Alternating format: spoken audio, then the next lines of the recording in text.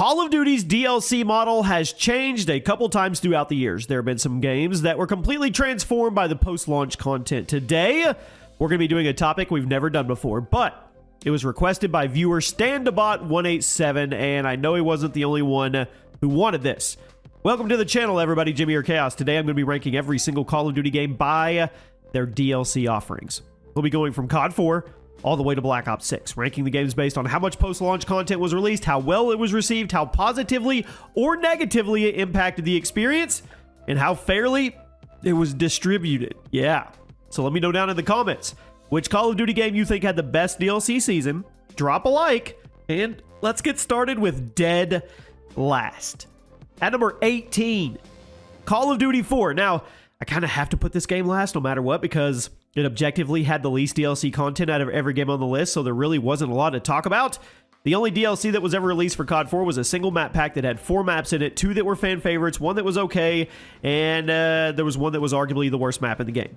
The simple lack of content is what puts this one at the bottom of the list, because it's just not fair to compare 4 maps to the rest of the franchise, because literally every other game on the list had way more content than this. All right, quick pause before we move on. Today's video is sponsored by Sky Coach, and most of you already know this about me. I'm old. I've got kids. I don't have time to keep up with the insane Black Ops 7 or Call of Duty grind anymore. 40,000 attachments, camos, challenges. I love the franchise, but I can't live in it, and that is where Sky Coach makes sense. Sky Coach is trusted by over 150,000 gamers. It connects you with high-level pro players who help you knock out stuff like weapon leveling, unlocks, the completionist mastery camos without turning the game into a second job. It's not just Call of Duty. They offer pro-level support across 25 of the top games. World of Warcraft, Destiny 2, Rainbow Six Siege, and more. And the prices, they're fair. The reviews, they back it up. They even offer an instant refund if your order isn't fulfilled. So if you want to keep up without no-lifing the game, or if you're just old like me, hit the link in the description, use my promo code for 10% off, and let's get back into it. At number 17, I'm going to cheat today. I'm going to put Black Ops 6 and 7 because, well, I just don't have a great mindset when it comes to back-to-back Black Ops games. I don't. I mean, Black Ops 6, you could say, was wild, outlandish. Maybe there were some good things you liked. Maybe there wasn't. Black Ops 7, we're just brand new into DLC, but once again, it's going to be the same style as we got with Black Ops 6. So I really don't have a lot to say, and I'm just going to cheat and put them both together at number 17, and we're just going to move on. At number 16, Black Ops 4. This had one of the most controversial DLC seasons in COD history because the way Activision decided to distribute it. Instead of being able to purchase the DLC packs individually like every other Call of Duty game prior to it, Black Ops 4 forced you to either buy all DLC or none. That's right, none of the DLC. The now infamous Black Ops Pass. When it comes to content included with the pass, it was hit or miss. The Zombies community was pretty happy with the Black Ops Pass content, but the multiplayer community was constantly getting screwed over with new maps that sucked and DLC guns that broke the balance of the experience. And this was also during the dark ages of COD supply drops. So if you wanted any of the post-launch content, you were either going to have to dedicate lots of times to grinding up supply drops, or you could just fork over your credit card for the Black Ops Pass and a bunch of supply drops. Yeah, this was not a very good DLC season. I know there were some great Zombies maps released during this time period, but aside from that, basically everything else about the Black Ops 4 DLC season was bad. At number 15 today, Modern Warfare 2 2022. This game is a strange case because in terms of quantity, it was one of the best in COD history, but in terms of quality, I have it at 15 because it really didn't do much to help the game's reputation. Modern Warfare 2 was called the worst COD multiplayer of all time by a lot of players at the beginning of the year, and even though Infinity Ward added a lot of new content to the game, almost none of it achieved in bringing players back after they quit. Almost all of the main gameplay flaws with Modern Warfare 2 were never fixed, so it really didn't matter that there was a bunch of new guns and multiplayer maps, some of which were pretty good, others were really bad. And since there was no good Zombies content to make up for it, here it is, at 15. Keep in mind, from this point forward, everything is going to be average or better. I just wasn't very impressed with Modern Warfare 2's DLC season, but judging by the player counts, I don't think the community was either. At number 14, Infinite Warfare. Now, IW got off on the wrong foot with basically every Call of Duty player when it was revealed, and the game certainly wasn't as bad as I think the internet said it was. The DLC season, it was pretty all over the place.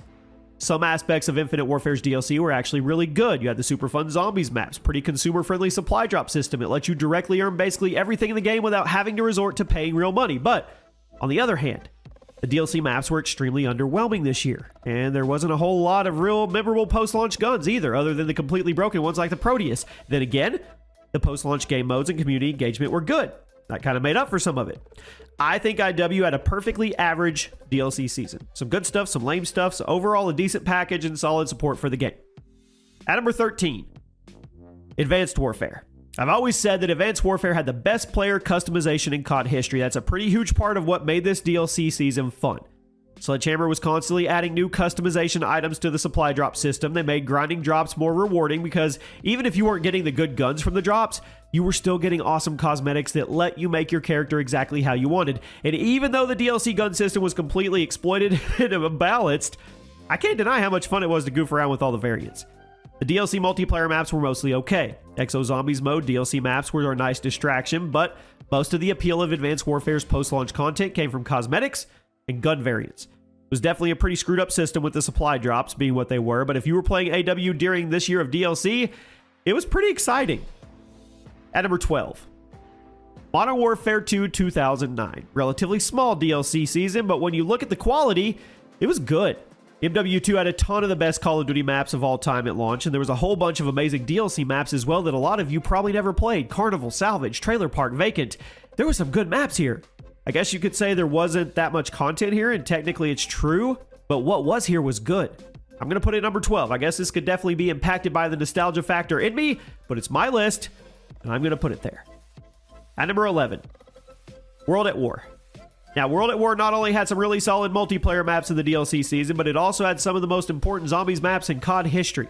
Zombies started here, and while the World at War season was comparatively similar to what would come later, you could see Treyarch's design getting more and more complex as time went on, and they kept experimenting with the mode. COD Zombies simply wouldn't be what it is today without WWII's DLC maps, and most of them have aged extremely well as long as you understand it was a simpler time. Like I said, the multiplayer maps were solid. Not a whole lot of standout amazing maps, but definitely some good ones. Not many stinkers, which is always good. Now we're into the top 10. Vanguard. Vanguard had a really rough start, and a lot of that was due to the fact that the game was rushed through development and had to cut so many corners. But if you stuck with it, you know Sledgehammer went nuts with the post-launch support, free content drops. Vanguard got a ton of new multiplayer maps, guns, a whole lot of gameplay tweaks that made it enjoyable. Vanguard's multiplayer got better and better with time. Even though there was a lot of issues and bugs that never got fixed, and even though there was a lot of out-of-place cosmetics, this was a great effort from Sledgehammer, and there's no denying that this game got a lot better with time. Didn't cost the player any extra money to get those improvements, which is a good thing. And while we're on the topic of Sledgehammer's post-launch support, at number 9, Modern Warfare 3 2023. Another case of where a lot of players were super frustrated with it from day one, largely due to it being an obvious standalone DLC for Modern Warfare 2, but with all the updates released for Modern Warfare 3, the experience, it got better. It did. Lots of new guns, lots of new maps, plenty of new PvE experiences, a whole lot of technical adjustments and fixes that made the gameplay super smooth and relatively well balanced for the sheer number of weapons available. Now, I don't know if any of the DLC content in MW3 is going to go down as an all-timer, but it was a solid DLC year. And Sledgehammer did amazing work listening to exactly what the community wanted and made them happy. At number 8, Modern Warfare 3 2011. The original MW3 had a unique DLC system where instead of being 4 big content drops over the course of the year, there was a bunch of smaller drops, 1 to 2 maps at a time, bunch of playlist updates, and the system was called the Call of Duty Elite. Pretty neat system. Nice way to split up the DLC content across a longer period of time, and there were some good maps released for the post-launch content, all of which could be played with the Spec Ops Survival mode, which greatly increased the value of the maps as individual pieces of DLC. The game was overloaded with content, and the COD Elite system just added to that. There weren't any DLC guns yet, but there was a ton of new content. Basically, all of it was good either in multiplayer or survival, or both. At number 7, COD World War II. Now, this is a game that absolutely turned itself around with DLC. Went from a zero to a hero. And sure, a lot of the improvements made from COD World War II were locked behind a paywall, but a lot of the changes were free for you and me. COD World War II, so many technical problems at launch, as well as just a lack of content. Guns, maps, gameplay, everything just seemed like it was stripped back and simplified. As the updates came out slowly, Sledgehammer added tons of DLC guns that were free for everybody as long as you completed a set of challenges, and there was a ton of great multiplayer maps added through the paid DLC packs, as well as a handful of really good maps that were free for everyone. We had Sandbox, we had Shipment 1944. Sledgehammer was not only willing to add a ton of new content for the people who were a bit underwhelmed by the game, but They also completely overhauled the multiplayer as a whole to make it feel like a traditional boots-on-the-ground COD game. I had a lot of problems with COD World War II that I've talked a lot about on my channel, but you know what? It's now in a good spot. Had a fantastic DLC season. I absolutely respect Sledge for putting so much work and love into supporting the game and making it more enjoyable. At number 6, Black Ops Cold War. It launched with a shocking lack of content and a ton of technical issues that made it hard to get into the game for more than a few hours a week, at least for me. But as time went on, you've heard this story before, Treyarch added so much content to the game at no additional cost to the player, and they worked diligently to make the core experience as good as possible for both multiplayer and zombies players alike. Lots of new multiplayer maps added to the mix, several launch maps reworked into something more in line with what the community wanted, and all while Treyarch was adding new guns to the experience that could be unlocked with in-game challenges, although some of them were really annoying to complete. There's also a bit of a problem that Treyarch had a bad habit of releasing DLC guns that were overpowered, likely in a way to encourage engagement with the game as a whole, which to me, if it's true, it's a bit shady. But the content was mostly good, and it was all free. So it definitely helped fix the game's reputation after it had such a rocky launch. I think that's enough to get it to number 6 today. I do. With the insane amount of time constraints that Treyarch had here, it's amazing the game ended up in the state it did. Now we arrive at the top 5. Black Ops 3. Pretty average amount of content available at launch, but what it did have was really good. That's why it ended up becoming such a fan favorite game. But the DLC in Black Ops 3, by far the best of the Jetpack era. I would even argue it's one of Treyarch's best DLC seasons ever. Not only was there a ton of great maps added to the multiplayer experience, but there was also some of the most impressive zombie maps of all time. And then after the main season concluded, Treyarch took everyone by surprise, released a second DLC season in the form of Zombies Chronicles, which had a whole bunch of classic Zombies maps made in Black Ops 3.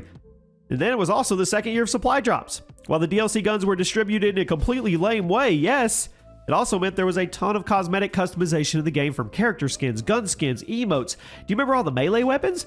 It was a good year for Call of Duty DLC, both paid and free. And even though the supply drop guns gave the game a bad reputation, once again, just like Advanced Warfare, it was a pretty exciting time. At number 4, Black Ops. Such an important Call of Duty game. It solidified just how awesome a DLC season could be for this kind of game, and Treyarch brought the big guns when it came to designing multiplayer and zombies maps for the paid DLCs. Black Ops DLC season was full of fan-favorite multiplayer maps, all-time great zombies maps. You had Moon, Call of the Dead, 5, and a lot more. The vibes were amazing. The production value, incredible. Treyarch was going all in on supporting the game post-launch as much as they possibly could. Now, I know this was before the days of DLC cosmetics and guns, but the sheer number of fan-favorite multiplayer and zombies maps, it had to be at number 4. I know it's another case of where my nostalgia may be talking, but it's justified. This was a fantastic season of COD DLC, and do you remember all the DLC and like zombies trailers? It was just great.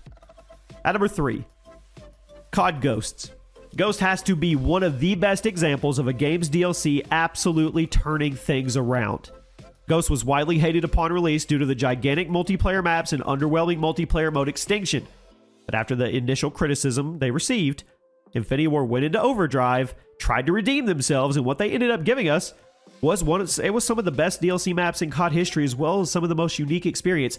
Not only were the DLC maps designed well and much faster paced than anything in the base game, there was some other unique experiences. You had Fog, let you play as Michael Myers. Ruin, you got to play as freaking Predator. And if you were playing Extinction through the DLC season, you know that Infinity Ward didn't pull any punches there either, because the DLC maps were good.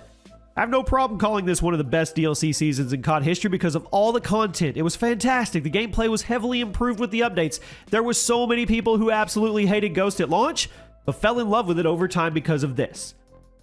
At number 2, Modern Warfare 2019.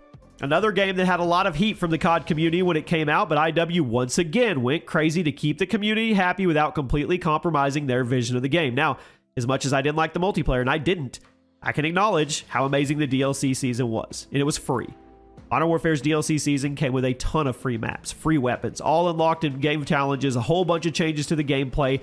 They made it play more like a traditional COD by adding the Specialist Strike package and small map playlist. There's a lot of bugs and glitches, of course, but at the end of the day, it was pretty solid. And at number 1, the best DLC offering we've ever gotten has to be Black Ops 2.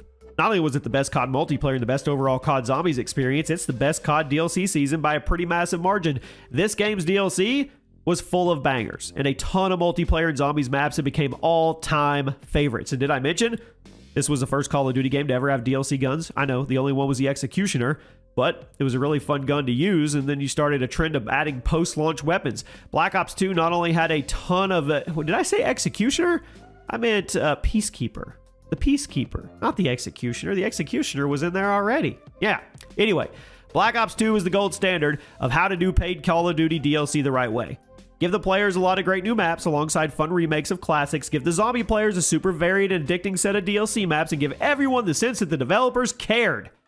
Black Ops 2 DLC model might not work today since it involved paid maps, something that's gone out of style in the last decade, but I think this is the best DLC content lineup in COD history. So much great content, fan favorite maps, multiplayer and zombie alike. It just further solidified Black Ops 2's place at the top of the Call of Duty game tier system. It's the Call of Duty GOAT for a reason. And wait just a second. We've been including COD Mobile a lot lately, and a lot of you have seen it and you acknowledge it, and I appreciate that. You thought we weren't going to include it. Well, we are, and I really don't know where to put it. And Black Ops 2 is obviously number one, but I think we're going to put it side by side with Black Ops 2 just for the sheer amount of DLC that they continue to pour out in COD Mobile. It never stops. It really is the greatest hits of all Call of Duty. So we have to show it some love, and that is the continued effort to show COD Mobile love on this channel. I told you guys, I committed to you, and we're going to stick to it. So let me know. Do you think Black Ops 2 DLC was better or COD Mobile? I hope you guys have a fantastic day, and I'll see you soon.